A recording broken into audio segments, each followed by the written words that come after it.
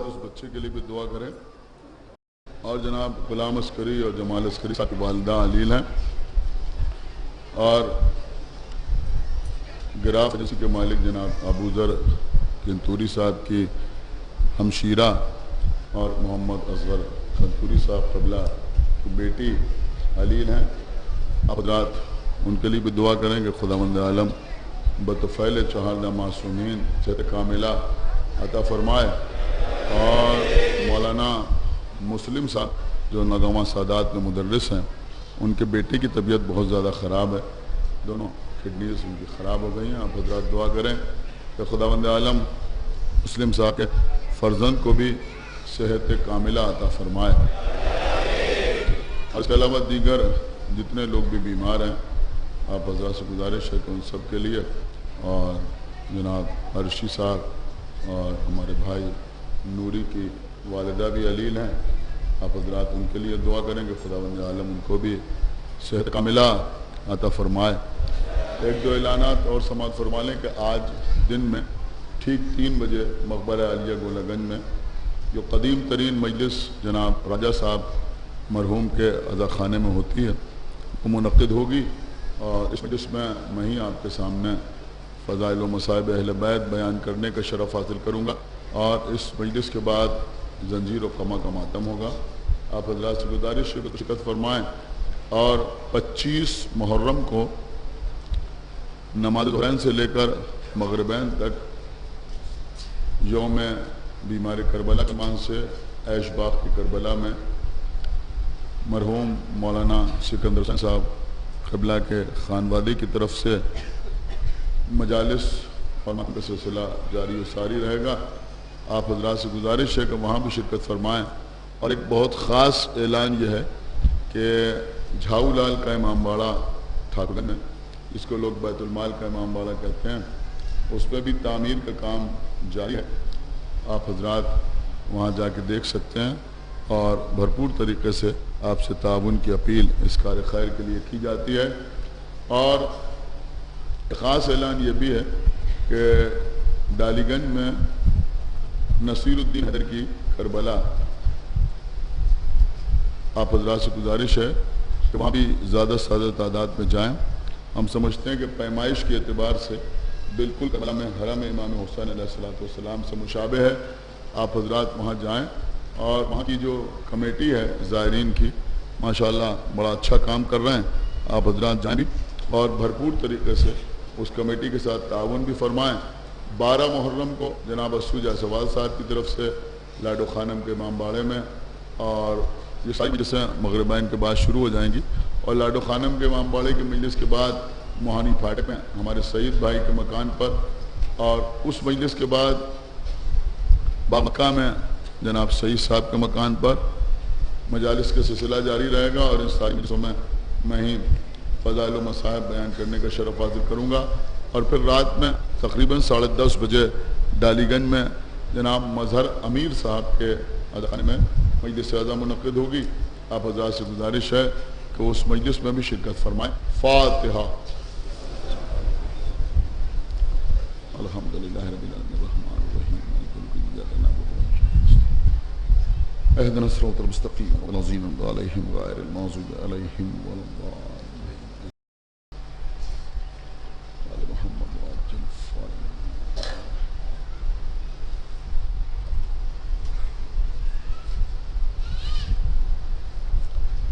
اعوذ باللہ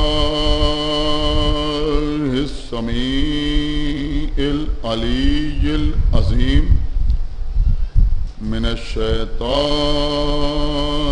اللعین الرجیم. بسم اللہ الرحمن الرحیم. الحمد للہ الذی هدانا لهذا وما كنا لنهتدي لولا أن هدانا الله لقد جاءت رسل ربنا بالحق.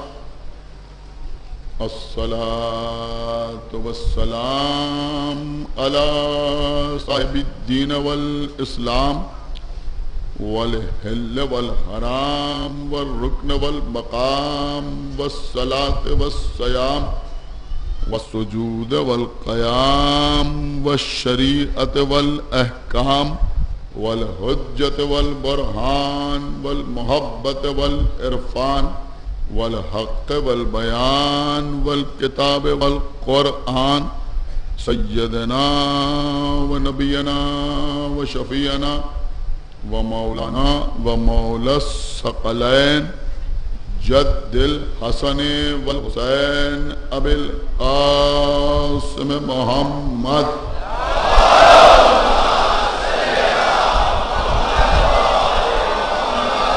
وعلى أهل بيته الطيبين الطاهرين المعصومين المظلومين المنتخبين المنتجبين الذين أذهب الله عنهم الرجس وطهرهم تطهيرا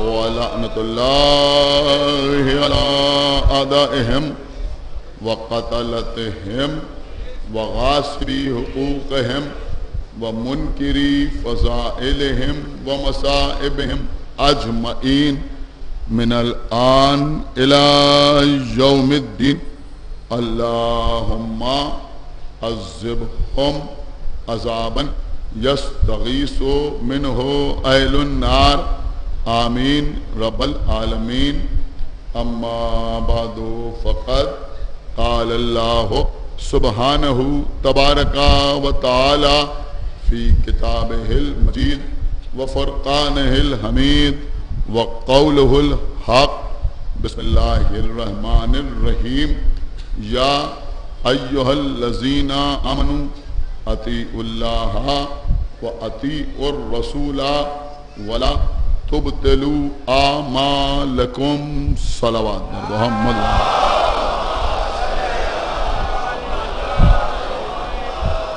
حضرات سورہ محمد کی 33ویں آیت کا سہارا لیتے ہوئے مسلسل آپ سے اطاعت کے موضوع پر گفتگو کا سلسلہ جاری و ساری ارشاد رب العزت ہو رہا ہے اس آیت میں کہ اے ایمان لانے والوں اللہ کی اطاعت کرو اور اس کے رسول کی اطاعت کرو اور اپنے اعمال کو باطل نہ یا یوں کہا جائے کہ اس آیت میں عمل کرنے کا حکم نہیں دیا جا رہا ہے بلکہ تحفظ عمل کا حکم دیا جا رہا ہے۔ نماز پڑھنے کے بعد روزہ رکھنے کے بعد تمام اعمال صالحہ انجام دینے کے بعد ان عمل کی حفاظت کیسے کی کہ اس کی حفاظت کے لیے اللہ کی اطاعت کرو اس کے رسول کی اطاعت کرو تاکہ تمہارے اعمال باطل نہ ہونا۔ دیکھیے عزیزوں ایک ایسا مسئلہ ہے جس کا کوئی حل ابھی تک سامنے نہیں آیا اور مسلمانوں کا ہر فرد اس بات کو سمجھتا ہے کہ اس سے تمام مسلمانوں کو نقصان ہو رہا ہے۔ دشمن ہمارا حریف ہمارا مخالف ہمارے اختلافات کا فائدہ اٹھا کر ہم پر حملہ آور ہوتا ہے۔ چونکہ ہم متحد نہیں ہوتے لہذا ہم اس کا جواب نہیں دیتے۔ میں سمجھتا ہوں کہ اصول و فروع میں کوئی مسئلہ ایسا نہیں ہے جس میں مابین مسلمین اختلاف نہ ہو۔ ساری باتیں جانے دیجئے، ایک ایسا عمل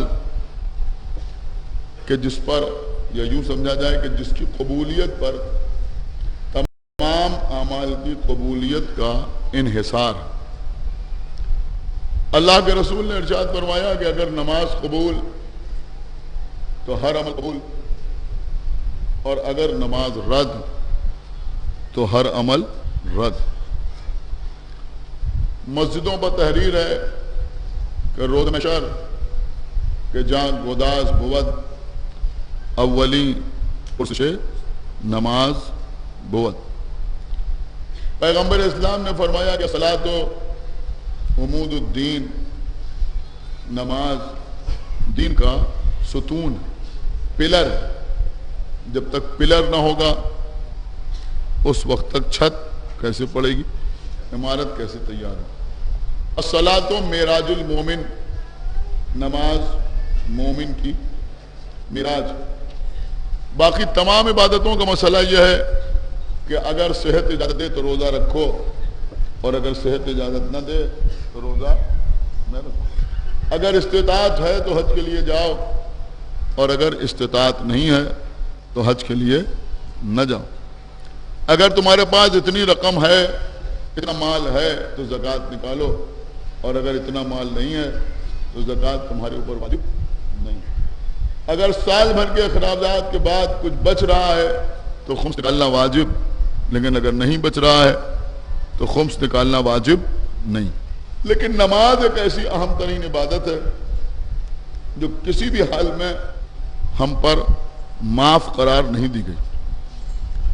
اگر کھڑے ہو کے نماز نہیں پڑھ سکتے تو بیٹھ کے نماز پڑھ لو، اگر بیٹھ کے نماز نہیں پڑھ سکتے تو لیٹ کے نماز پڑھ لو، اگر پانی میں ڈوب رہے ہو تب بھی نماز کو فراموش نہیں کرو، بلکہ صرف نماز کی نیت کر لو تو تمہاری نماز ہو جائے گی۔ کسی بھی عالم میں نماز میں کوئی چھوٹ نہیں دی گئی کہ اگر ایسا ہو جائے تو تم نماز نہ پڑھو، نہیں، تمہیں نماز پڑھنا ہی پڑھنا ہے۔ لیکن اس اہم ترین عبادت کے سلسلے میں مسلمانوں کے درمیان کتنے شدید اختلافات سامنے آتے ہیں۔ ایک وقت پر اذان نہیں ہوتی، اذان کا لہجہ بدلا ہوا ہے، اذان کا انداز بدلا ہوا ہے۔ کیا سن رہے ہیں؟ اذان کے جملوں میں فرق ہے، انتہا یہ ہے کہ الفاظ میں فرق ہے، وضو کیا جائے یا بنایا جائے۔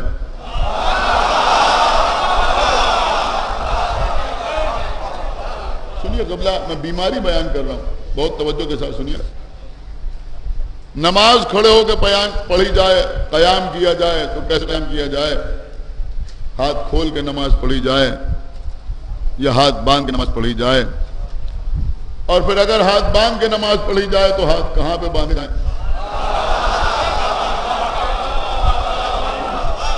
یہ بابا کرنے کے لیے نہیں، سوچنے کے لیے، بہت توجہ آپ کو۔ قنوت میں پڑھا جائے یا نہ پڑھا جائے، دوران نماز پڑھا جائے یا نماز کے بعد دعا کی جائے، اس میں اختلاف۔ بسم اللہ الرحمن الرحیم پڑھ کر سورہ حمد کی باقی آیتیں پڑھی جائیں یا بغیر بسم اللہ کے سورہ حمد پڑھا جائے، سمجھ رہے ہیں آپ؟ اس میں اختلاف۔ کوئی مسئلہ نماز کا ایسا نہیں جس پہ اختلاف نہ ہو، ہر مسئلے میں نماز کے اختلاف۔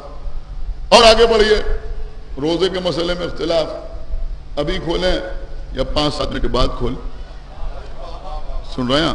اس میں اختلاف۔ جیسے ہی اذان ہو فوراً کوئی چیز ذہن میں جائے تاکہ روزہ مکروہ نہ ہونے پائے،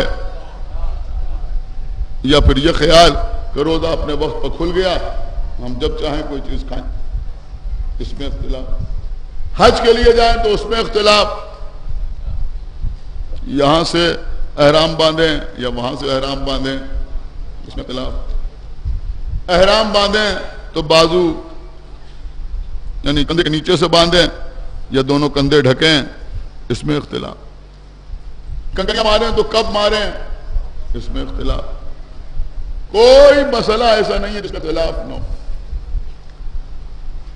اب ہو سکتا ہے آپ کو مجھ سے یہ امید نہ ہو کہ میں آپ کے سامنے عرض کروں، اور صدیاں گزر گئیں، علماء اسلام کی ساری انرجی اس پر صرف ہو گئی کہ نماز ہاتھ کھول کے پڑھنا صحیح ہے یا ہاتھ باندھ کے پڑھنا صحیح ہے، یہ وقت نماز ہے یا یہ وقت نماز ہے، ظہر اور عصر کی نماز الگ الگ پڑھی جائے یا ملا کے پڑھی جائے، ایک عرصے تو بحث ہوتی چلی آ رہی، روزے کے افطار کا صحیح وقت کیا ہے اس پر بحث ہوتی چلی جا رہی، حج کیا جائے تو احرام کیسے باندھا جائے اس پر بحث ہو رہی، زکوٰۃ نکالی جائے تو کیسے نکالی جائے اس پر بحث ہو رہی، تمام جزویات پر بحث کا سلسلہ جاری و ساری۔ اب اسی کے درمیان اتحاد کے نعرے بھی لگائے جاتے ہیں کہ بھئی ہمارے درمیان اتحاد ہونا چاہیے، ہم سب مل کے نماز پڑھیں، ایک ساتھ کھڑے ہو کے نماز پڑھیں۔ لیکن بہت توجہ آپ حضرات کی چاہتا ہوں، لیکن میں ایک بات آپ کی خدمت میں ضرور عرض کروں گا کہ مثلا کسی کے پیٹ میں درد ہوا، محلے کے کسی ڈاکٹر کے پاس گیا جس کے پاس ٹھیک سے ڈگریاں بھی نہیں تھیں لیکن پریکٹس اچھی چلتی تھی، کہ اب پیٹ میں درد ہو رہا ہے، سینے میں درد ہو رہا ہے، ہاتھ میں درد ہو رہا ہے، وہ ڈاکٹر کیا کرے گا؟ کوئی پین کلر دے دے گا، یہ پین کلر لے لو، کھا لو، درد دور ہو جائے، ہو بھی جائے گا دور، لیکن وقتی طور پر، سن رہے ہیں، وقتی طور پر دور ہو جائے گا۔ لیکن اگر کوئی سمجھدار ڈاکٹر ہوگا، اسپیشلسٹ ہوگا، تو وہ پین کلر نہیں دے گا، وہ پہلے جانچ کرائے گا کہ یہ پیٹ میں درد ہے تو کیوں، سن رہے ہیں آپ؟ نہیں سن رہا میں کیا عرض کروں؟ یہ بازو میں جو درد محسوس ہو رہا ہے یہ کیوں، یہ پیٹ میں جو درد ہو رہا ہے یہ کیوں، پہلے وہ جانچ کرائے گا۔ جب جانچ کرائے گا تو جو سبب ہے اس کا علاج کرنے کی کوشش کرے گا، پین کلر نہیں دے گا۔ ہو سکتا ہے وقتی طور پہ آرام نہ ہو، لیکن مسلسل وہ علاج کریں گے تو پھر پین کلر کی ضرورت بھی نہیں پڑے گی۔ کیا سنا؟ خدا کے لیے بھائی بیدار ہوئیے، کیوں کہ بھائی وہ جڑ کو پکڑنا چاہتے ہیں جڑ سے بیماری دور ہو جائے۔ میں کیا عرض کر رہا ہوں؟ بے شک یہ ایک بیماری ہے جو مسلمانوں کے درمیان اتنے اختلافات ہیں، لیکن یہ جو طریقے اختیار کیے جا رہے ہیں یہ پین کلر سے زیادہ نہیں۔ ایک صلوات محمد وآلہ محمد، یہ پین کلر سے زیادہ نہیں۔ بھئی یہ صلوات اور پڑھا بر محمد وآلہ محمد۔ بہت توجہ کے ساتھ سنیں آپ جو میں عرض کر رہا ہوں، یہ پین کلر سے زیادہ نہیں ہے۔ اور آپ جانتے ہیں کہ پین کلر سے وقتی طور پر فائدہ تو محسوس ہوتا ہے لیکن اس کے سائیڈ ایفیکٹس بھی ہوتے ہیں۔ سنیے جو میں عرض کر رہا ہوں، سائیڈ ایفیکٹ بھی ہوتے ہیں، لہذا کوشش یہ کی جائے کہ یہ دیکھا جائے کہ یہ اختلافات کیوں ہیں، کس وجہ سے ہیں۔ سن رہے ہیں؟ روٹ بن جائے گا، جڑ کو پکڑا جائے، سبب کو دیکھا جائے، اصل سبب کیا ہے۔ اگر وہاں پر بحث کی جائے تو ہم سمجھتے ہیں زیادہ انرجی بھی صرف نہیں ہوگی اور مرض بھی گرفت میں آ جائے گا۔ خدا کے لیے بھائی بیدار ہو، یہ مرض بھی گرفت میں آ جائے گا۔ عزیزوں مسئلہ یہ ہے، بہت توجہ آپ کے حضرات کی چاہتا ہوں، کہ جو ہاتھ کھول کے نماز پڑھتا ہے یا جو ہاتھ باندھ کے نماز پڑھتا ہے، جو ہاتھ کھول کے نماز پڑھتا ہے، وہ بھی اپنی مرضی سے نہیں پڑھتا۔ کیا سن رہے ہیں آپ؟ وہ بھی اپنی مرضی سے نماز نہیں پڑھتا بلکہ اس کے امام نے اسے بتایا ہے کہ تم ایسے نماز پڑھو۔ سن رہے ہیں آپ یا نہیں سن رہے ہیں؟ تو وہ ویسے نماز پڑھتا ہے۔ جو ہاتھ باندھ کے نماز پڑھتا ہے وہ بھی اپنی مرضی سے نہیں پڑھ رہا ہے۔ سنیے جو میں عرض کر رہا ہوں، اس کو اس کے امام نے بتایا ہے کہ تم ایسے نماز پڑھو تو وہ ایسے نماز پڑھا ہے۔ جو 10 منٹ پہلے افطار کر رہا ہے وہ بھی اپنی مرضی سے نہیں کر رہا ہے، اس کو اس کے امام نے بتایا کہ اس وقت پہ افطار کرو تو وہ افطار کر رہا ہے۔ جو بعد میں افطار کر رہا ہے اس کو اس کے امام نے بتایا کہ اس وقت پہ افطار کرو تو اس وقت پہ افطار کر رہا ہے۔ جو اپنا شانہ کھول رہا ہے احرام میں اس کو اس کے امام نے بتایا ہے کہ ایسے احرام باندھو تو وہ ایسے احرام باندھ رہا ہے۔ ہم دونوں شانے ڈھک رہے ہیں تو اس لیے ڈھک رہے ہیں کہ ہم کو ہمارے امام نے بتایا ہے کہ تم ایسے کرو تو ہم ایسے کر رہے ہیں۔ تو میرے کہنے کا مقصد یہ ہے کہ بھیا زیادہ توانائی اور خاص طور سے علمی توانائی اس پر خرچ نہ کرو کہ ہاتھ کھول کے نماز پڑھنا صحیح ہے یا ہاتھ باندھ کے نماز پڑھنا صحیح ہے، اس وقت روزہ کھولنا صحیح ہے یا اس وقت روزہ کھولنا صحیح ہے، ایسے احرام باندھنا درست ہے یا ویسے احرام باندھنا درست ہے۔ اگر بحث کرنا ہے تو اس پر بحث کرو کہ کس کا امام صحیح ہے۔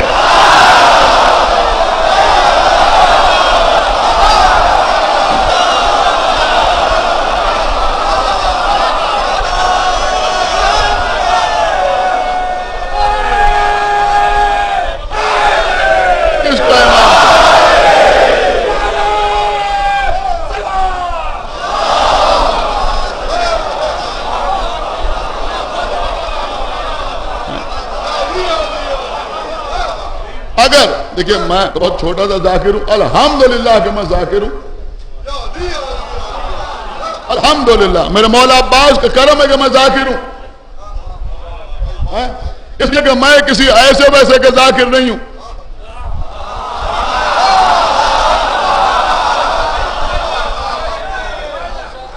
میں کسی ایسے ویسے کے ذاکر نہیں ہوں. مولوی محمد اسماعیل دیوبندی صاحب قبلہ دیوبند کے پڑھے ہوئے تھے، بہترین مجلس پڑھتے تھے. انہوں نے کہا کہ عالم، مولوی، مفتی، قاضی، قاری، حافظ ہر فرقے میں ہوتے ہیں. کیا سن رہے ہیں؟ ہم نے کہا ہر فرقے میں ہوتے ہیں، لیکن ذاکر صرف شیعوں میں ہوتے ہیں. اللہ اکبر. بھائی ایک صلوات اور پڑھے بر محمد و آل محمد. کہ ذاکر صرف شیعوں میں ہوتے ہیں. کیا قیامت کے جواب انہوں نے دیا؟ انہوں نے کہا بھائی دوسرے کسی فرقے میں ذاکر اس لیے نہیں ہوتے کہ اگر کسی اور کے امام کا ذکر عبادت ہوتا.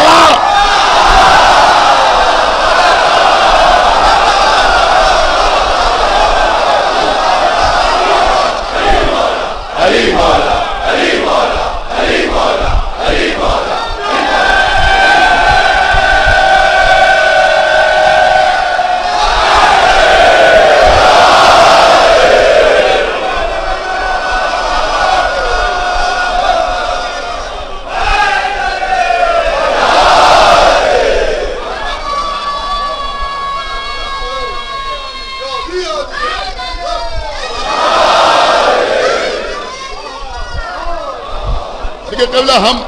ہم کوئی نبی یا رسول تو ہے نہیں، ہم پر کوئی وحی نازل ہوتی، ہم پر کوئی وحی نہیں نازل ہوتی، لہذا ہمیں پڑھنے کے لیے محنت کرنا پڑتی ہے.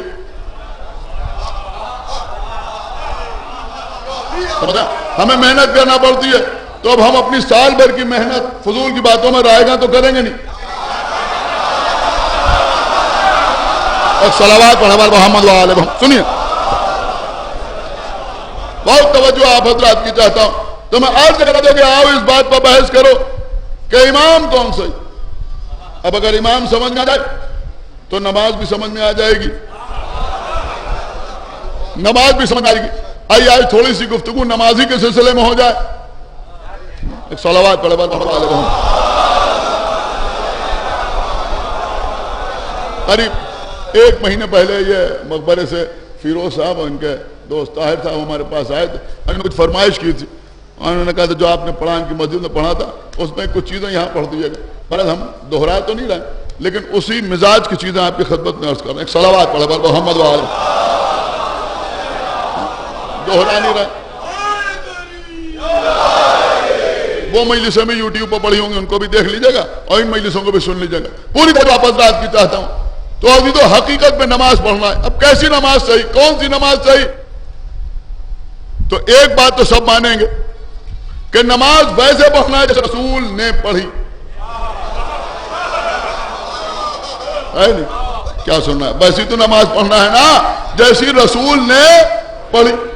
اس پر تو سب متفق ہے. کون انکار کرے؟ ویسے نماز پڑھنا ہے جیسے رسول نے نماز پڑھی. اگر رسول جیسی نماز پڑھی تو نماز نماز ہے، اور اگر رسول جیسی نماز نہیں پڑھی تو نماز نماز نہیں. 23 سال تک لوگوں نے رسول کو نماز پڑھتے دیکھا، پھر بھی اختلاف ہو گیا. روزانہ 5 مرتبہ نماز پڑھتے دیکھا، پھر بھی اختلاف ہو گیا. ارے بھیا جو کام 5 مرتبہ روز کر کے دکھایا جب اس میں اختلاف ہو گیا تو غدیر کے میدان میں کام ایک بار کیا.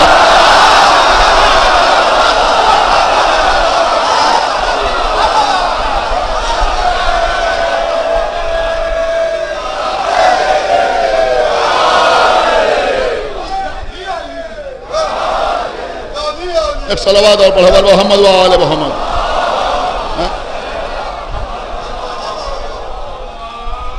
سنیے قبلہ تو ہمیں رسول کی جیسی نماز پڑھنا. اب نبی کے بعد معلوم کیسے ہوگا رسول کی جیسی نماز کون سی ہے؟ حالانکہ دعویٰ کہ نہیں ہماری نماز رسول جیسی، ہماری نماز رسول جیسی ہمیں نہیں معلوم.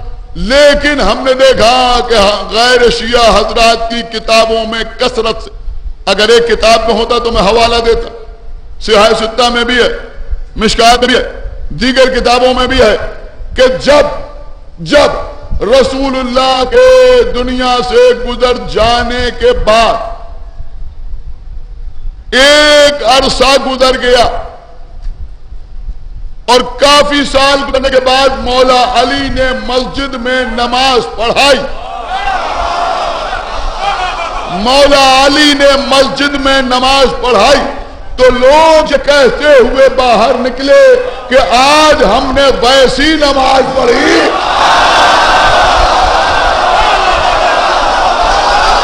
آج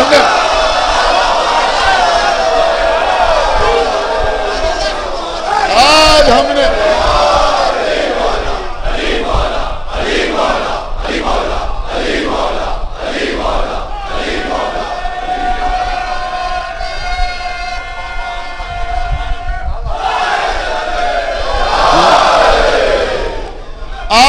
ہم نے ویسی نماز پڑھی جیسی نبی کے پیچھے پڑھا کرتے تھے.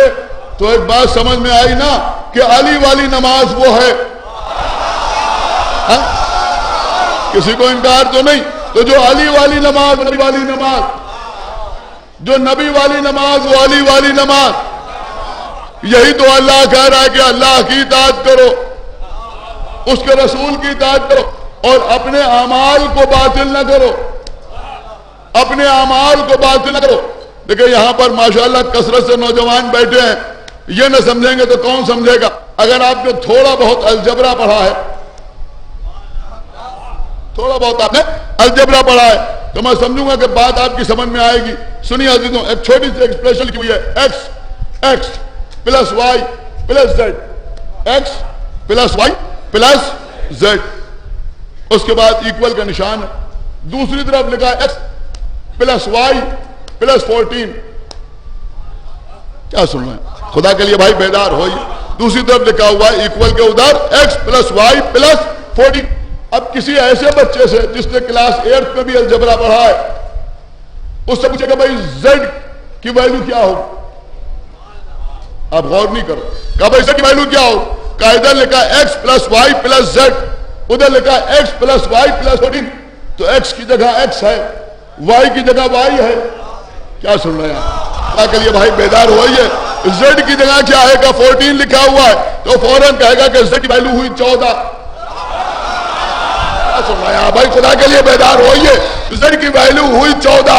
اب میں آپ کو دو آیتیں سنا رہا ہوں. یہ ہے سورہ محمد کی آیت، جو ہے سورہ محمد کی آیت، یا ایھا الذین آمنوا اطیعوا اللہ واطیعوا الرسول ولا تبطلوا اعمالکم.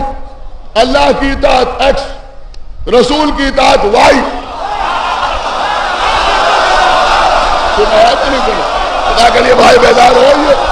اور ولا تبطلوا اعمالکم یہ ہے زیڈ.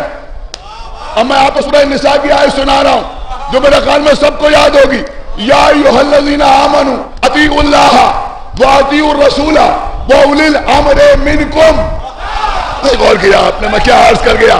اے ایمان لانے والوں، تم اللہ کی اطاعت کرو، اس رسول کی اطاعت کرو اور اس کی اطاعت کرو کہ جو صاحب امر ہے، جو اولی الامر ہے، جو اولی الامر ہے.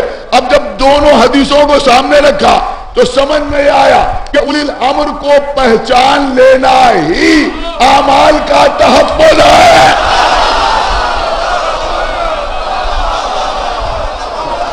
بھئی سبق پڑھے بل محمد وآل محمد. کوئی شک تو قبلہ کسی کو نہیں تو میں پڑھ رہا. ایک صلوات پڑھے بل محمد وآل محمد.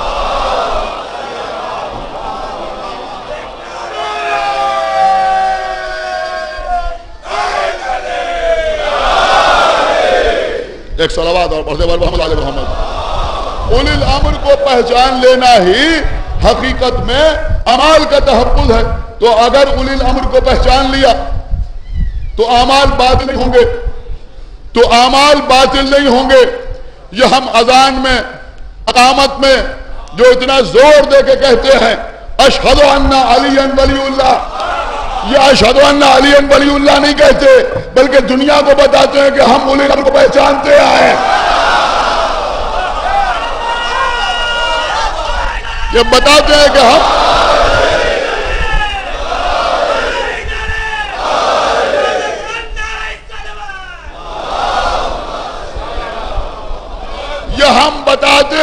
کہ ہم اولی الامر کو پہچانتے ہیں، یا اذان اقامت میں جو چیخ چیخ کے علی کی ولایت کا اعلان کرتے ہیں، یہ بتاتے ہیں کہ ہم اولی الامر کو پہچانتے ہیں، لہذا ہم اپنے اعمال کو بچاتے ہیں، ہم اپنے اعمال کو باطل نہیں ہونے دینا چاہتے،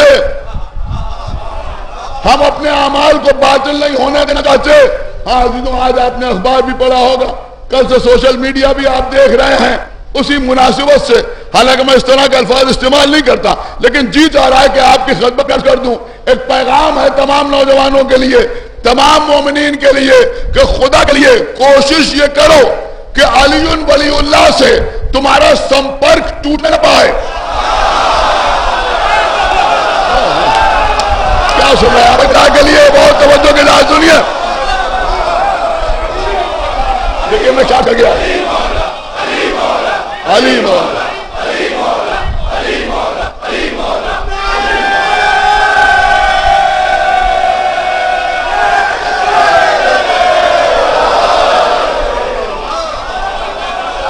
نہیں بھیا ابھی بات ہی مکمل کہا ہوں، سنیے سنیے۔ اب دیکھتا ہوں یہاں بیٹھے میں باہر بیٹھا ہوا کون شخص خاموش رہتا ہے؟ جو خاموش رہے گا وہ اپنی ناسمجھی کیا دلیل دے گا۔ پوری توجہ کے ساتھ سماعت فرمائیے گا۔ ارے بھیا کوشش کرو کہ علی ولی اللہ سے سمپرک ٹوٹنے نہ پائے، اس لیے کہ اگر ولایت علی سے سمپرک ٹوٹ گیا تو اعمال کا چندریان راستے سے بھٹک جائے۔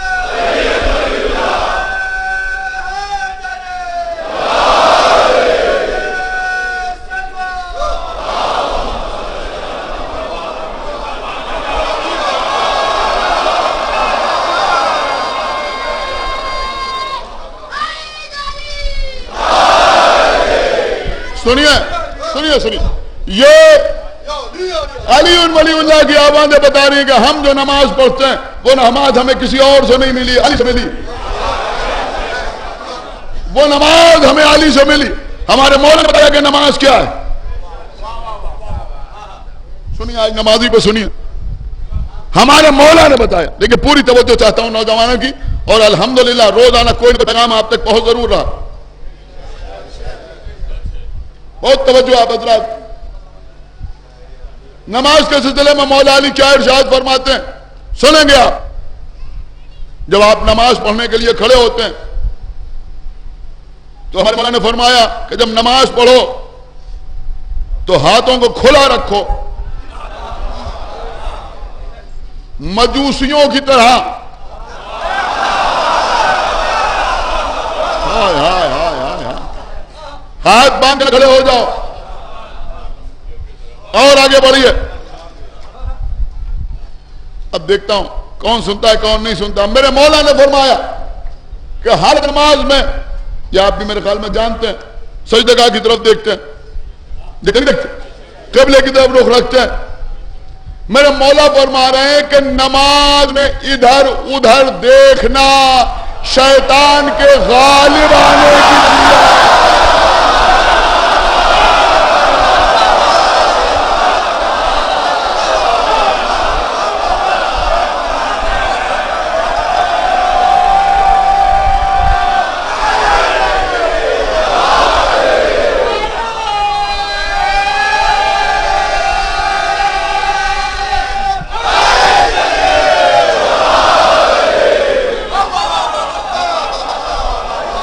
کیا سن رہے ہیں آپ؟ نماز میں ادھر ادھر نہ دیکھو، سیدھے بالکل قبلے کی طرف رکھو۔ سنیے آپ نے کیا سمجھ کے داد دی آپ جان، میں نے تو پڑھا میں جانتا ہوں کہ جب نماز پڑھو قیام کے عالم میں ہو، سامنے تمہاری نگاہ رہے، سجدگاہ کی طرف دیکھو، سجدگاہ کی طرف دیکھو. اب اگر کوئی ادھر ادھر دیکھنے لگے تو مولا علی کیا فرما رہے ہیں کہ مولا علی فرمانے کہ شیطان کے غالب آنے کی دلیل ہے، یہ شیطان کے غالب آنے کی دلیل ہے. اے بھیا اگر عبادت پہ شیطان غالب آ جائے تو آدمی ادھر ادھر کرنے لگتا ہے، تو اگر خلافت پہ شیطان غالب آ جائے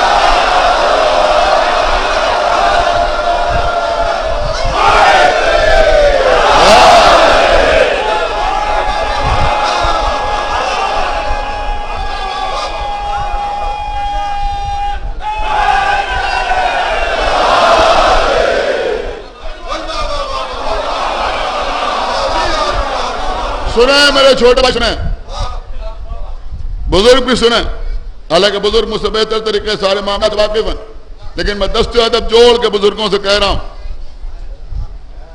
کہ کچھ ہوم ورک کمزور ہو گیا ہے،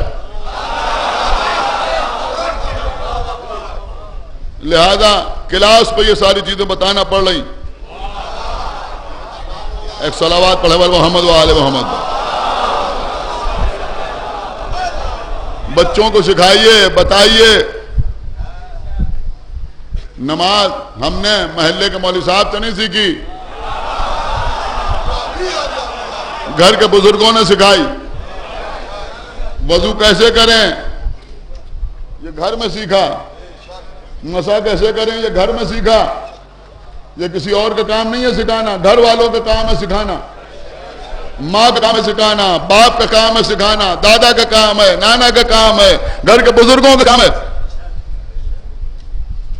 اگر آپ نے سکھائیں گے تو کچھ ہونے والا نہیں ہے. لیکن بات آ گئی ہے تو میں عرض ضرور کروں گا، میرا کام ہے کہتے رہنا. آج رات میں علم فاتح فرات برآمد ہوگا، علم فاتح فرات برآمد ہوگا، دریا سے علم آئے گا. اس علم کی اہمیت کو سمجھیے. کیا سن رہے ہیں آپ؟ اس علم کی اہمیت کو سمجھیے.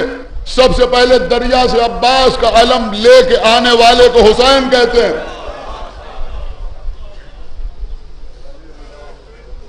ابھی میں مصائب نہیں پڑھ رہا، میں تھک گیا کہتے کہتے، لیکن میں کہوں گا ضرور جتنا بھی تھک جاؤں. مگر میں آج ان نوجوانوں سے نہیں کہہ رہا ہوں، حالانکہ الحمدللہ یہ نوجوان تو بڑے تمیز و تہذیب سے علم کو بوسہ دینے والے ہیں، جو اس مجلس میں آگے بیٹھتے ہیں میرے سامنے. لیکن میں ان لوگوں سے کہہ رہا ہوں جو صاحب اولاد ہیں. آج جب گھر میں حضرت عباس کی حاضری ہو، سنیے سنیے سنیے، ابھی مصائب نہیں، ابھی مجھے کچھ عرض کرنا ہے. جب حضرت عباس کی حاضری ہو، میرے بچوں کہیں بھی مجلس میں جاؤ، لیکن گھر میں جو امور عزاداری کے ہیں ان میں مکمل طور پر شریک ضرور ہو. یہ نہیں کہ گھر میں حاضری ہو رہی ہے اور تم آن لائن کسی کی مجلس سن رہے ہو. مجھے سننا اپنی جگہ پہ، لیکن حاضری ہو رہی ہے تو وہاں پر موجود رہو. سنائیں آپ یا نہیں؟ سبیل پر خدمت کرنا اپنی جگہ پہ ہے، لیکن گھر میں علم سجا جا رہا ہو تو وہاں موجود. سمجھ رہے ہیں آپ؟ یہ عزاداری ہے، اس میں انوالومنٹ ضروری ہے. سمجھیے، گھر میں رات میں اگر خواتین کی مجلس ہوتی ہے تو تمہارا فریضہ ہے کہ اپنی اماں سے پوچھو کہ رات میں کیا بیٹھے گا.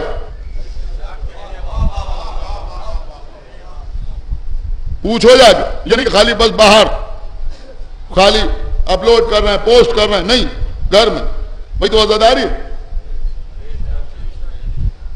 سمجھ رہے ہیں آپ؟ تو آج جب حاضری ہو، بچے آپ کے سامنے بیٹھے ہوں تو ان بچوں کو بتائیے گا کہ علم کو کیسے چوما جاتا ہے، بس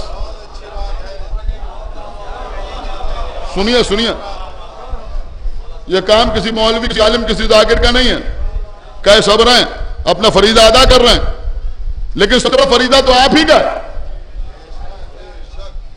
سب سے بڑا فریضہ آپ کا ہے۔ آپ اپنے بچوں کو سمجھائیں کہ آپ نے اپنے زمانے میں جب آپ جوان تھے تو علم اٹھتے ہوئے کیسے دیکھا تھا۔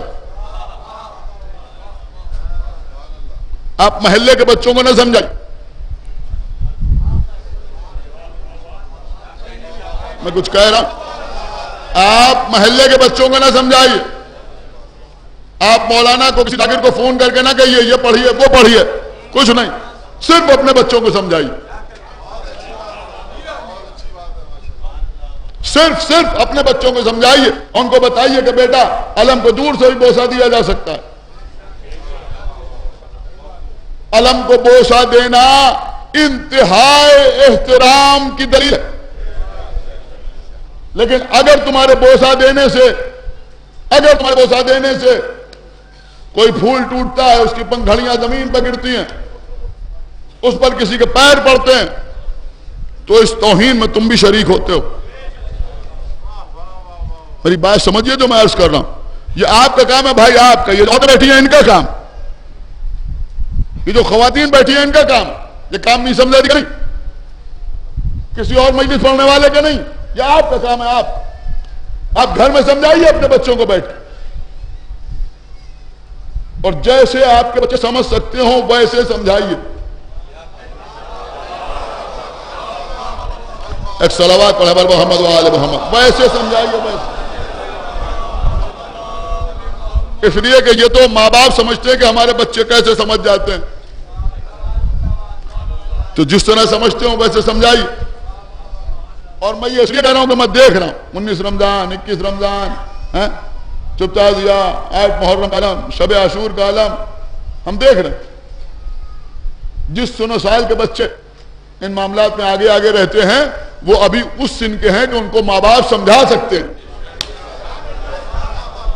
صلوات پڑھے بر محمد و آل محمد، بہت بڑی بات ہے، اور یہ خالی آج کے لیے نہیں، بچوں کو مسلسل سمجھائیے بھائی، یہ بات آپ سمجھ لیجئے، اگر آپ نے نہ سمجھایا، اگر ذہن نہ بدلے تو کچھ بھی نہیں ہو سکتا۔ آپ کو سمجھانا، آپ سمجھائیے، بس حضرت بات کہاں سے کہاں آ گئی۔ تو میں عرض کر رہا تھا کہ مولا علی نے بتایا کہ حقیقت میں نماز کیا ہے، نماز کسے کہتے ہیں۔ سنیے، نماز میں آپ سجدہ کرتے ہیں، آپ کو پتا ہے سجدے کے احکام کیا ہیں؟ آپ جانتے ہیں سجدے کے احکام کیا ہیں؟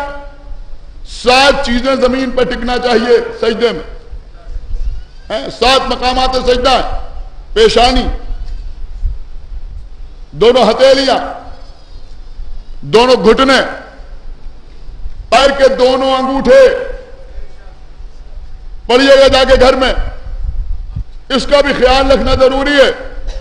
لیکن یہ سب مجلسوں میں شاید کوئی آپ کو بتائے گا نہیں کہ پیر کے انگوٹھوں کے ناخون بھی اتنے بڑے نہ ہو جائیں۔ ایک صلوات پڑھے بر محمد و آل محمد پر، اتنے بڑے نہ ہو جائیں کہ پیر کے انگوٹھے زمین پر نہ ٹکے۔ ان ساری چیزوں کا زمین پر ٹکنا ضروری ہے۔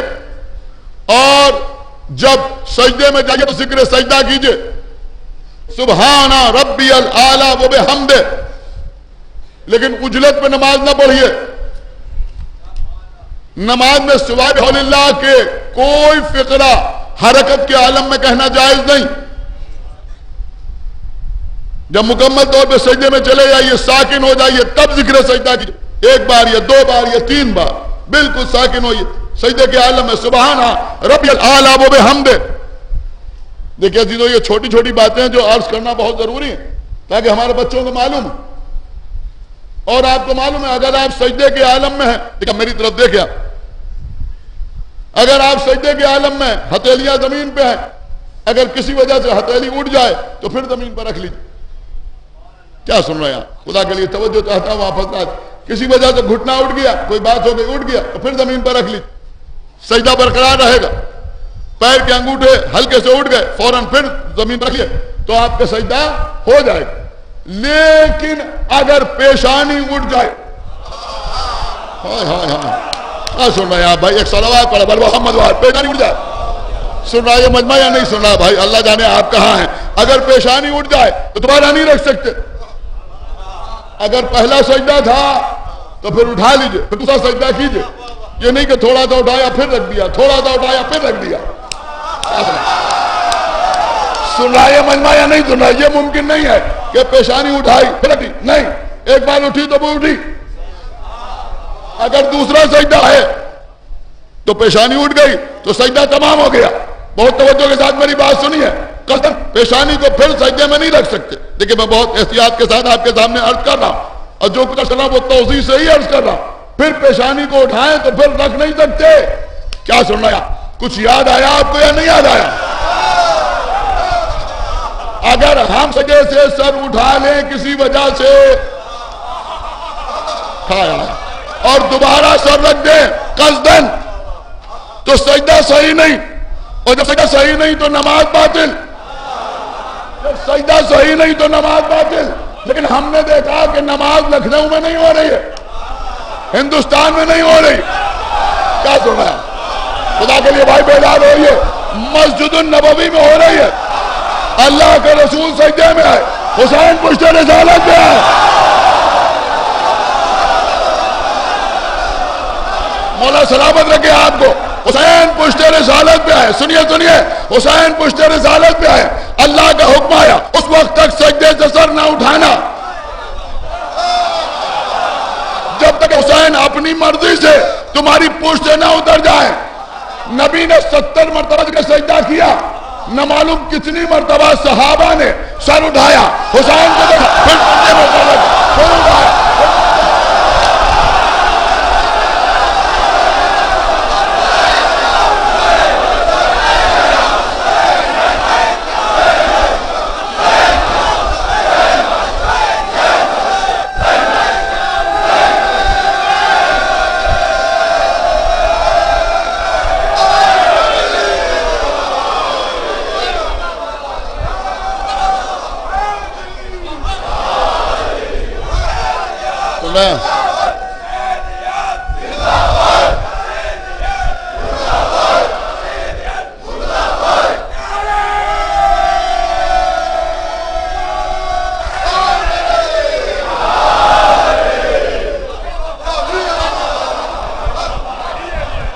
بار بار سجدے سے سر اٹھایا, پھر سجدے میں سر رکھا. تو ایک روایت ہمیں دکھا دو کہ نبی نے پلٹ کے کہا ہو کہ تم سب اپنی نماز پھر پڑھنا, اس لیے کہ سب کی نماز باطل ہو گئی.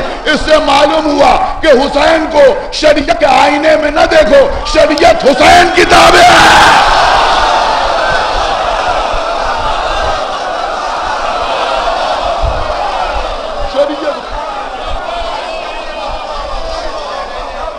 سنیے سنیے سنیے, مولا آپ کو سامنے رکھے, حکم بھی کیا آ رہا ہے, حکم بھی کیا آ رہا ہے, اس وقت تک سجدے سے سر نہ اٹھانا. دیر تو نہیں ہوگی بھائی, ایک صلوات پڑھا بر محمد علیہ وسلم.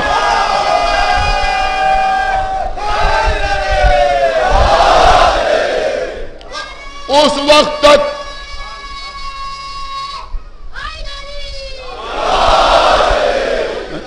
ارے بھیا یہ عزاداری ہے, اتنی شدت کمی, اتنی مخالفت عزاداری کی کہ جو آپ بیٹھے ہوئے ہیں نعرے لگا رہے ہیں, خوش ہو رہے ہیں. حسین بادشاہ کے نعرے لگ رہے ہیں, نعرہ حیدری لگ رہا ہے, علی حق کے نعرے لگ رہے ہیں. اتنی شدید گرمی میں جہاں بیٹھنا مشکل ہے, اسی سے تو مخالفین کے کلیجے پھٹے جا رہے ہیں.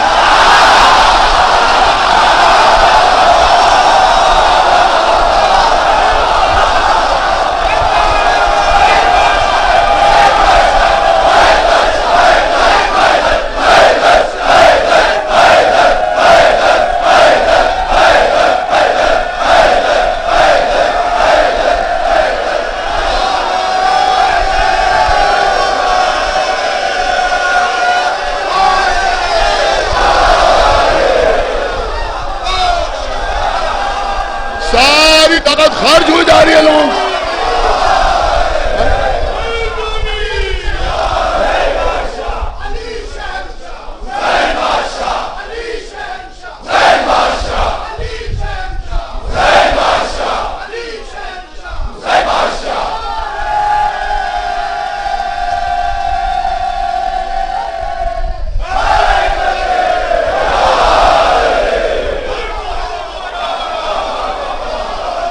دنیا ساری کوششیں اعضاء کے خلاف، لیکن یہ سمجھ لے کہ اعضاء میں کوئی کمی ہونے والی نہیں.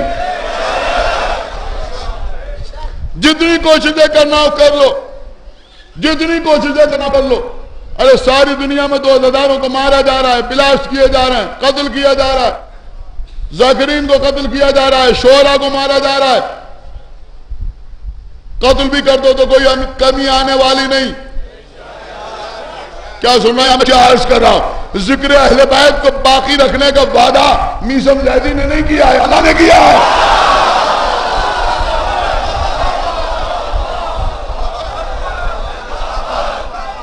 یہ عادہ باقی رہے گی.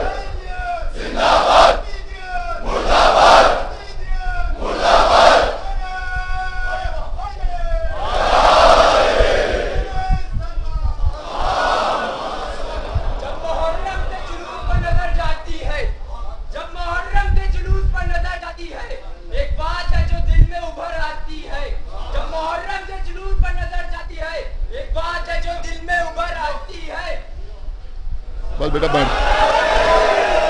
بس بیٹا بیٹھ جاؤ، بیٹھو. سنیے عزیزوں، بڑی سنجیدہ گفتگو ہو رہی ہے، پوری توجہ آپ حضرات کی چاہتا ہوں. عزیزوں یہ سجدہ، یہ ہے سجدہ. سنیے، سن رہے ہیں آپ؟ دیکھیں عزیزوں، پیغمبر کے پاس حکم کیا آیا؟ اس وقت تک سجدے سے سر نہ اٹھانا جب تک کہ حسین اپنی مرضی سے پشت سے نہ اتر جائیں. میں ایک مثال دوں، ذاکرین ہوں یا شعراء، دونوں دربار اہل بیت کے نوکر ایک دوسرے کی مدد کرتے رہتے ہیں. اکثر محافل میں ہم تقریر کرتے ہیں، ہم سے کہا جاتا ہے شعراء آ جائیں تو تقریر ختم کر دیجیے گا، ہم بولتے رہتے ہیں. اس کے برعکس بھی ہوتا ہے. ذاکر کو مجلس پہ آنے میں دیر ہوئی، کسی شاعر سے کہا بھائی کچھ پڑھ دیجئے، جب تک قبلہ نہ آ جائیں، مولانا نہ آ جائیں، ذاکر نہ آ جائیں، پڑھتے رہیے گا. اب آپ مجھے بتائیں ذاکر کا عالم کیا ہوتا ہے؟ کیا عالم ہوتا ہے؟ ممبر پر بیٹھ گیا، پڑھ رہا ہے، کہا ایک مطلب چند شعر ملاحظہ فرمائیے گا. ایک مطلب پڑھا، دروازے کی طرف دیکھا، آئے نہیں آئے. یہی کیفیت ہوتی. پھر ایک شعر پڑھا، پھر دیکھا آئے نہیں آئے. ایک شعر اور پڑھا، آئے نہیں آئے. پھر دیکھا آئے نہیں آئے. پھر دیکھا آئے نہیں آئے. ہر بار دیکھتا ہے یا نہیں دیکھتا؟ آئے یا نہیں آئے؟ یہ کلام ختم ہو گیا، نہیں آئے. میں کہا اچھا ایک مطلب چند شعر اور ملاحظہ فرمائیے گا. پھر بڑا مطلب آئے نہیں آئے. پھر بڑا آئے نہیں آئے. ہر شعر کے بعد دیکھا آئے نہیں آئے. اللہ نے نبی سے کہا اس وقت تک سجدے سے سر نہ اٹھانا. نہیں ابھی آپ کو لفظ نہیں آیا. اس وقت تک سجدے سے سر نہ اٹھانا جب تک کہ حسین اپنی مرضی سے تمہاری پشت سے نہ اتر جائے. اب نبی کا عالم کیا ہے؟ سبحان ربی الاعلی و بحمد حسین. سبحان ربی الاعلی و بحمد حسین. سبحان ربی الاعلی و بحمد حسین. سبحان ربی الاعلی و بحمد حسین. یہ یاد حسین ہے یا نہیں؟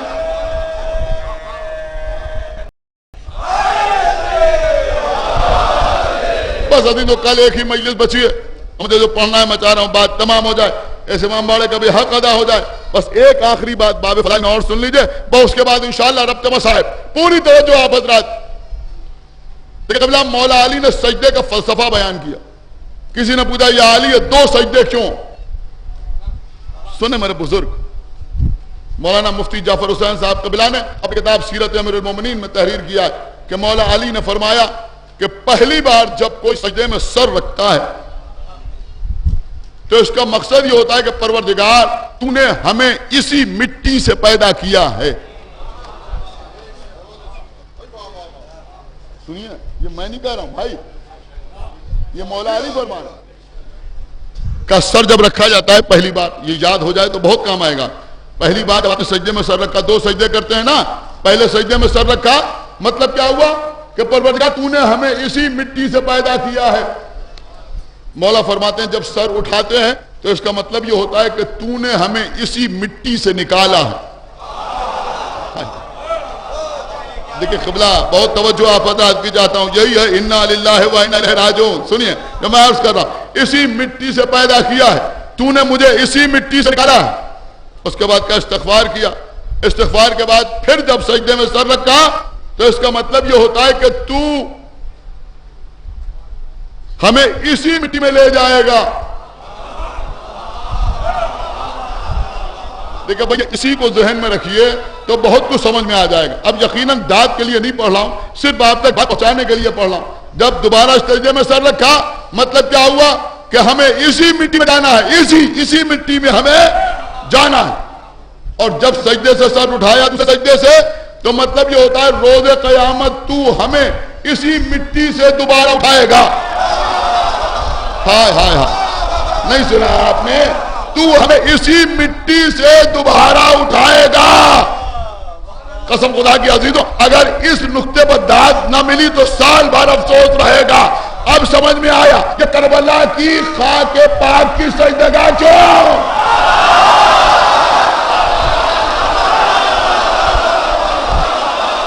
سنا آپ نے یا نہیں سنا؟ کہ کربلا کی خاک پاک کی سجدگاہ کیوں؟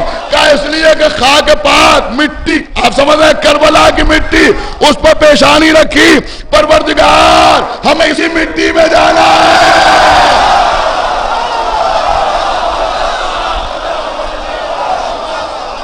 اسی مٹی، اس پر سر رکھیں، پروردگار ہمیں اسی مٹی میں جانا ہے۔ اور جب سر اٹھایا تو مطلب یہ کہ روز قیامت ہمیں یہاں وہاں سے نہ اٹھانا، کربلا۔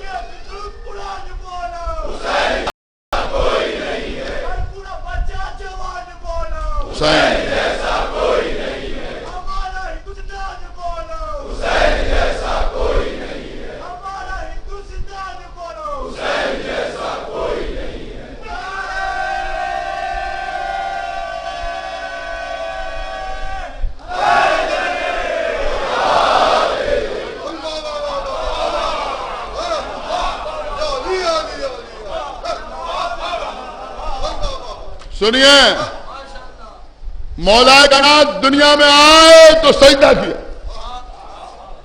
دنیا سے گئے تو سجدہ، سمجھ گئے نا؟ دنیا میں آئے تو کعبے میں سجدہ، دنیا کو چھوڑا تو مسجد کوبہ میں سجدہ۔ علی کی حیات کیا ہے؟ کہ 2 سجدوں کے درمیانی وقفے کے، 2 سجدوں کے درمیانی وقفے کو، یہ سب جملے آپ کے سنے ہوئے ہیں، 2 سجدوں کے درمیانی وقفے کو حیات علی کہتے ہیں۔ آپ مجھے بتائیے 2 سجدوں کے درمیان آپ کیا کرتے ہیں؟ 2 سجدوں کے درمیان آپ کیا کرتے ہیں؟ کیا 2 سجدوں کے درمیان کوئی غلطی ممکن ہے؟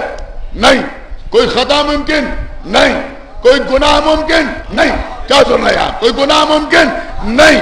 یہ علی کی عصمت کی دلیل کے طور پر پیش کیا جاتا ہے کہ علی کی زندگی ایک سجدے سے شروع ہوئی، دوسرے سجدے پر تمام ہوئی۔ ان 2 سجدوں کے درمیانی وقفے میں جو علی کے دل میں پیدا ہو اسے عباس کہتے ہیں۔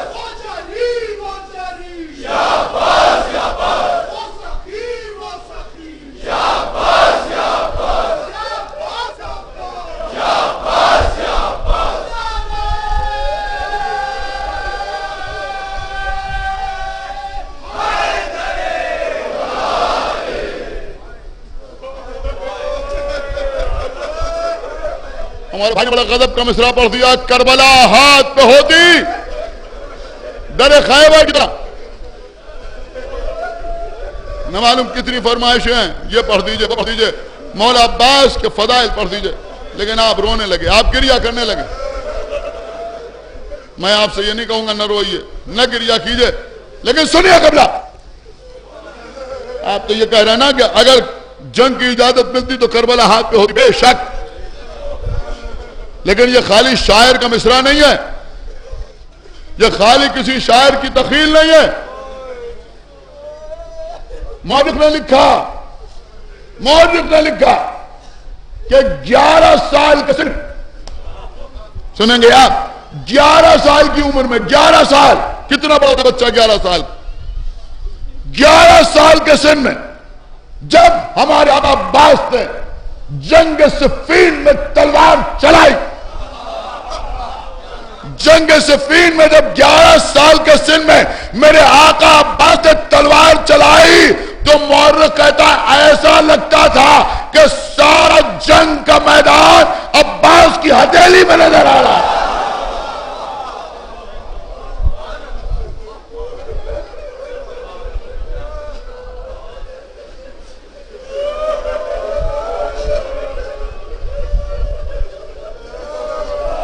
اور سنیں گے آپ، چہرے پر نقاب ڈال کے میرے مولا عباس تلوار چلا رہے ہیں، لشکر سے آواز آ رہی، یا علی ابھی تو آپ پہلے تو واپس جا رہا ہوں، کسی اور کو بھیجتا ہوں. اب چہرے پر نقاب ڈال کے چلے آئے، چہرے پر نقاب ڈال کے چلے آئے. علی کے خیمے کا پردہ اٹھا، دوڑتے ہوئے قریب آئے، چہرے سے نقاب الٹی. کیا لوگ عبادتوں کی بات کرتے ہیں. آؤ ان کے گھرانے میں دیکھو، ان کے گھرانے میں آ کے دیکھو. جملہ بڑے قیامت کا ہے لیکن آپ رونے کے لیے آمادہ ہو چکے ہیں، اب میں آپ کو رونے سے روک نہیں سکتا. اب جو علی نے چہرے سے نقاب ہٹائی، آقا عباس کے 11 سال کا سن، 11 سال کا سن. راوی کہتا ہے میں نے دیکھا کہ 11 سال کا بچہ جس کی پیشانی پر سجدے کا نشان چمک رہا. یہ ہے علی کا گھرانہ، یہ ہے علی کا گھرانہ. جملہ عرض کروں، اسے کہتے ہیں عبد الصالح. 11 سال کا سن، پیشانی پر سجدے کا نشان چمک رہا. ہمارے اور آپ کے آقا عباس، آج مصائب میں کوئی کمی نہیں کرنا ہے. روئیے، روتے روتے گھر جائیے. آج دن میں یہاں کے بعد جو مجالس ہوں گی وہاں ماتم میں کوئی کمی نہ کیجیے گا. رات کو علم فاتح فرات میں عالم کو بوسا تو چاہے دور سے دیجئے لیکن ماتم قریب جا کے کیجئے، حلقے میں آ کے ماتم کیجئے. اور میں ایک بات اور کہوں گا کہ بھیا آپ جیسے بھی ماتم کرتے ہو لیکن آج دونوں ہاتھوں سے ماتم کرنا.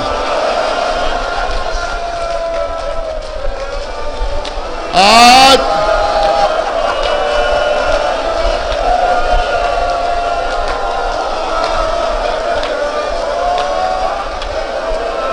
اس لیے کہ آج اس کا ماتم ہے جس کے دونوں بازو قلم ہو گئے.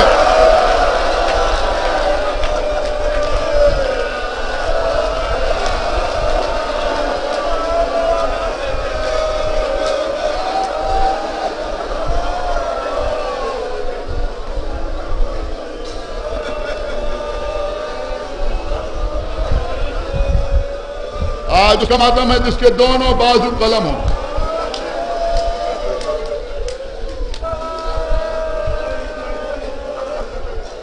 سنیے قبلہ،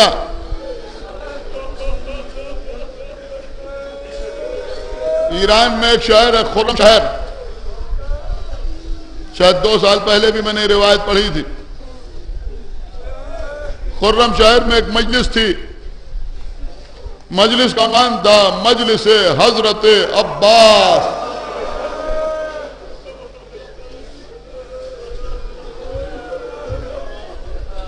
کچھ جوش زیادہ ہوتا ہے جب کہیں عباس کا نام آ جاتا. جس علاقے میں یہ مجلس تھی وہاں ایک شخص تھا, اس کا نام روایت پہ ہے, کتاب کا نام ہے علمدار کربلا, لیکن میرے ذہن میں اس وقت نہیں.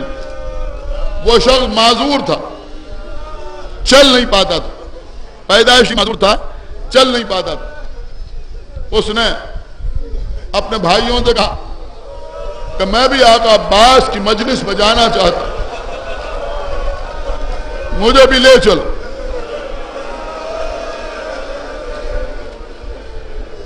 بھائی اسے اٹھا کے لے کے آئے. میں نے آپ کے سامنے کسی دن عرض کیا تھا نا کہ جو کمزور ہیں, جن کو پیدل چلنے میں پریشانی ہے, کہیں مل جائیں تو ان کو لے کے مجلس میں آئیے. بوڑھے ماں باپ ہیں, ان کو سہارا دے کے مجلس میں لے کے آئیے. کوئی معذور ہے مجلس میں آنا چاہتا ہے تو اسے گود میں لے کے مجلس میں آئیے. اس کے بھائیوں نے اسے مجلس میں پہنچایا, دیوار سے ٹکا کے بٹھا دیا. ذاکر نے مسائل پڑھنا شروع کیے, لوگوں نے رونا شروع کیا, یہ بھی چیخیں مار مار کر رو رہا تھا. بہت گریا ہوا مجلس میں. مجلس تمام ہوئی, ماتم ہونے لگا, یا عباس یا عباس یا عباس یا عباس.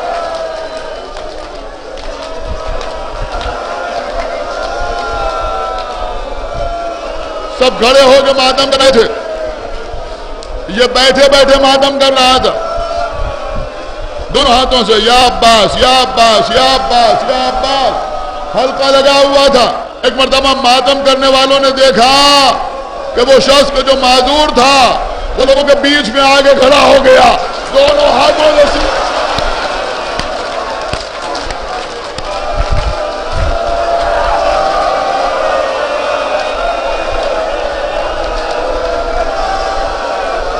لوگ سمجھ گئے کہ وہ جدا رونما ہو گیا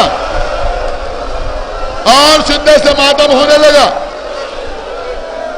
یہاں تک کہ جب ماتم تمام ہوا, میں نے کتاب میں دیکھا کہ شام کو 4 بجے ماتم شروع ہوا, رات کے 11 بجے تک ماتم ہوتا رہا. 7 گھنٹے مسلسل لوگ ماتم کرتے رہے. جب ماتم تمام ہوا تو لوگوں نے اس سے پوچھنا شروع کیا, یہ بتا کہ تو معذور تھا, تو چل نہیں پاتا تھا, یہ کیا ہوا جو تو بیچ میں آ کے ماتم کرنے لگا؟ اس نے کہا کیا بتاؤں, جب تم سب ماتم کر رہے تھے میں بھی بیٹھے بیٹھے ماتم کر رہا تھا.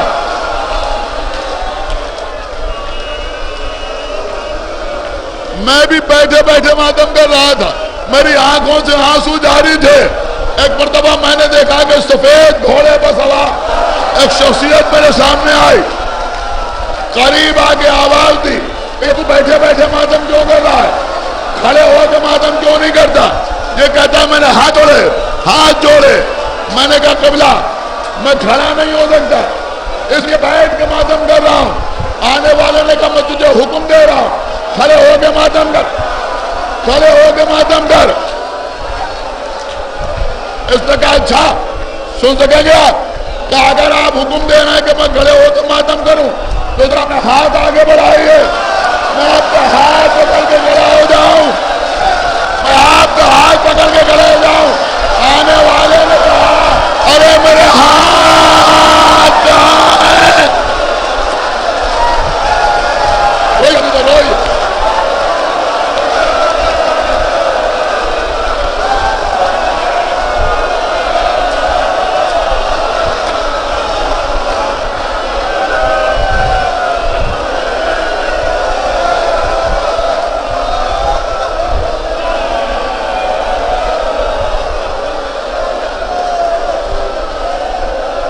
اس آنے والے نے کہا میں اپنے گھوڑے کو حکم دیتا, میرا گھوڑا سر جھکائے گا, تو اس کی لگام پکڑ کے کھڑا ہوگا.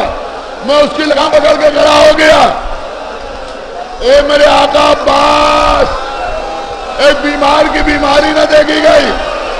ہائے کربلا, بیمار کے نیچے سے بستر کھینچا جا رہا ہے.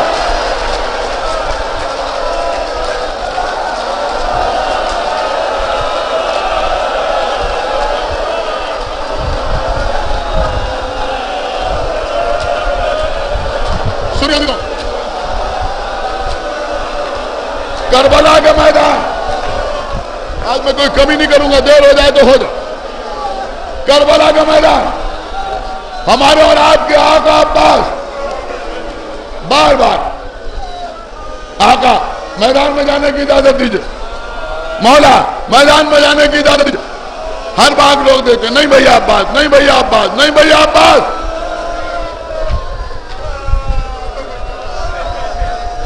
جب زیادہ اصرار کیا, بھیا تم تو میری فوج کی علمبردار ہو. اے آقا وہ فوج کہاں کا علمبردار ہو, اب مجھے بھی وہیں جانا ہے جہاں فوج گئی ہے. اتنے میں خیمے سے آواز آئی,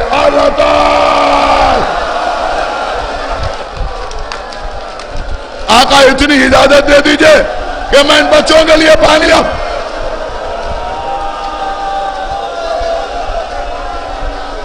خیمے کے دروازے پہ آئے سکینہ, مشک لاؤ میں تمہارے لیے پانی لگا رہا ہوں.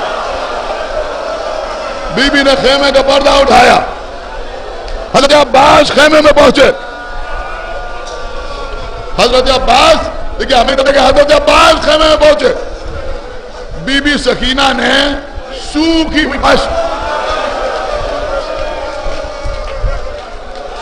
ہوئی مشک آقا عباس کے علم میں باندھی. حضرت عباس خیمے سے باہر نکلے, گھوڑے پر سوار ہوئے, میدان میں آئے, نگاہوں سے وار کیا کہ فوج نے دریا چھوڑ کے بھاگی. عباس نے گھاٹ پر قبضہ کیا, چلو میں پانی لے کے دکھایا, دیکھو دریا میرے قبضے میں ہے. پانی کو پھینکا, سوکھی ہوئی مشک کو تر کیا, گھوڑے پر سوار ہوئے. مقصد ہے کسی طرح خیمے میں پانی پہنچ جائے. خیمے کی طرف چلے. خدا لعنت کرے, پسر سعد نے پکار کے کہا, دیکھو اگر ایک قطرہ پانی خیمے میں پہنچ گیا. دیکھیں آج بھی مجھے مصاحب پڑھ لینے دے, کوئی اٹھنے کی کوشش نہ کرے. اب تو مولا عباس کا واسطہ, اگر ایک قطرہ پانی خیمے میں پہنچ گیا تو کوئی ان سے جنگ نہ کر پائے گا. ابھی تو تیر چلنے لگے, تیروں کی بارش شروع ہوئی. خدا لعنت کرے حکیم اقبال ملعون پر, جس نے چھپ کے حضرت عباس کے دائیں ہاتھ پر وار کیا. عباس کا دائیں ہاتھ کٹ کے گرا, علم کو بائیں ہاتھ پہ سنبھالا, کچھ قدم آگے بڑھے, بائیں ہاتھ پہ وار ہوا, وہ ہاتھ بھی کٹ کے زمین پہ گرا. عباس نے علم کو کندھے سے لگایا, مشک کو دانتوں سے دبایا, نیزے کو گھٹنوں میں دبایا. گھوڑا عباس لے کے چلا. خدا لعنت کرے ہرملہ ملعون پر, چلے کمان میں تیر دوڑا, تیر چلایا, تیر مشکیدے پر لگا. عباس کے سینے میں ڈر آیا. ایک طرف سے پانی بہ رہا ہے, ایک طرف سے خون بہ رہا ہے. روئیے اسی تو مر کر کے روئیے. اس کا ماتم جس کے دونوں بازو قلم ہو گئے, ادب میں بھی ماتم میں کوئی کمی نہ کرنا. یہ مقصود ہے ماتم کرنے کا. ابھی تو جب مشکل پانی بہ گیا, حضرت عباس نے گھوڑے کا رخ موڑا, آگے بڑھے, نیزے کو گھٹنوں میں دبائے ہوئے ہیں. علی کا شیخ فن شجاعت دکھانے کے لیے ہاتھوں کا محتاج نہیں, گھٹنوں میں نیزے دبائے ہوئے, جو آتا ہے اسے واصل جہنم کرتے ہیں. خدا سلامت رکھے تمہیں. یہ نوجوان آپ بائک سے چلے جانا, بائک سے سڑک پہ جانا, بائک سے گرد اڑ رہی ہے. ایک چھوٹا سا کنکر آنکھ میں آ گیا, چھوٹا سا کنکر آنکھ میں آ کے لگا. آپ بتائیے آپ کیا کریں گے,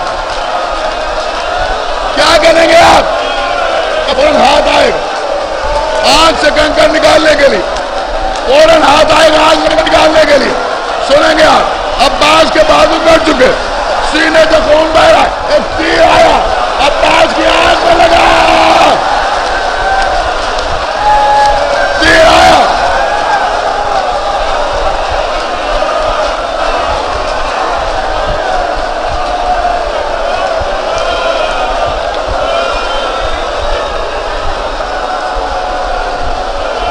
ہائے میرے آقا،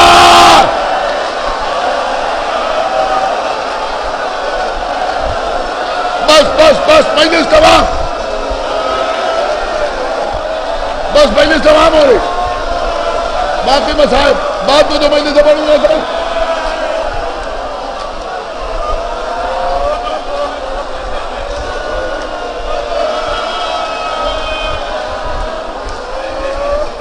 سنیا دنوں آغائے قزوینی، آغائے قزوینی بہت بڑے عالم، بہت بڑے عالم. کسی ذاکر نے مصائب میں کچھ پڑھ دیا، روتے رہے، گریا کرتے رہے، بہت گریا کیا، لیکن بعد میں ذاکر کو بلایا تنہائی میں، کہا دیکھو مصائب میں ایسی روایتیں نہ پڑھا کرو جو بہت زیادہ سخت، ان کی کوئی سند نہ ہو. ذاکر نے کتاب میں دیکھا تھا، لیکن آغائے قزوینی کے احترام میں خاموش ہو گیا.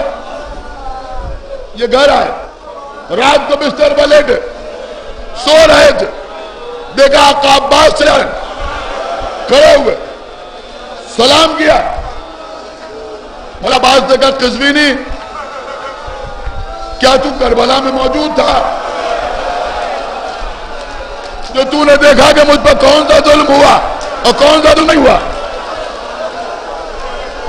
کانپنے لگے، تھرتھرانے لگے.